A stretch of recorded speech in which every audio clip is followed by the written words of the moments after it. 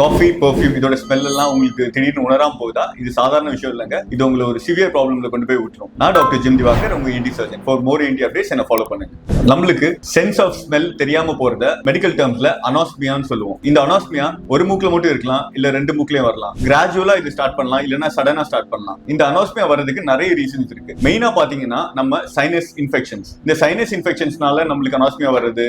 மெயினா ENT problems. ஒரு viral infection வந்துட்டு போனதுக்கு அப்புறம் தலையில அடிபட்டு நரம்பு மண்டலம் பாதிக்கப்பட்டு அதனுடைய ஸ்மெல் தெரியாம போகுது. சென்ஸ் ஆஃப் ஸ்மெல் எப்போ கம்மியாகுது நம்ம ஃபீல் பண்றோமோ உடனே நியரஸ்ட் ENT சர்ஜனை கன்சல்ட் பண்ணி ஒரு டயக்னோஸ்டிக் நேசல் எண்டோஸ்கோபின்னு ஒரு டெஸ்ட்டை நம்ம பண்ணி பார்க்கணும். அதை பண்ணி பார்க்கும்போது உள்ள சைனஸ் இன்ஃபெக்ஷன் இருக்கா, உள்ள நீர் கோர்த்து இருக்கா, மூக்கு எலும்பு வளைஞ்சிருக்கா, சத வளர்ந்திருக்கா அப்படின்னு ரூல் அவுட் பண்ணிடலாம். சப்போஸ் அதுதான் காசா இருந்தா அதை ட்ரீட் பண்ணி நம்ம ரிகவர் ஆயிடலாம். சப்போஸ் அது காசு இல்லைன்னு தெரிய வந்துச்சுன்னா அடுத்து imaging modalities like CT MRI தேவைப்படுறதை எடுத்து நரம்பு மண்டலம் பாதிச்சிருக்கா இல்லையான்னு நம்ம பார்த்து அதை நம்ம ட்ரீட் பண்ணலாம். ஸ்மெல் சென்சேஷன் போயிடுச்சா இல்லைன்னு எப்படி கண்டுபிடிக்கிறது? எலுமிச்சம்பழம், கிராம்பு, ரோஜா பூ, காஃபி இதுனாலும் நம்மளுக்கு ஈஸியா வீட்லயே கிடைக்கும். அதை ஸ்மெல் பண்ணி பார்த்து நம்மளுக்கு ஸ்மெல் சென்சேஷன் எப்படி இருக்கு நம்ம கிரேட் பண்ணிக்கலாம். அது கம்மியா இருந்துச்சுன்னா நம்ம நியரஸ்ட் ENT சர்ஜனை கன்சல்ட் பண்ணி அடுத்த ஸ்டெப் பை ஸ்டெப்பா நம்ம அதை ட்ரீட் பண்ணுவோம். இதை பத்தி இன்னும் டீடைலா தெரியணும்னா நீங்க அனாஸ்மியான்னு கீழே கமெண்ட் பண்ணுங்க, நான் ரிப்ளை பண்றேன்.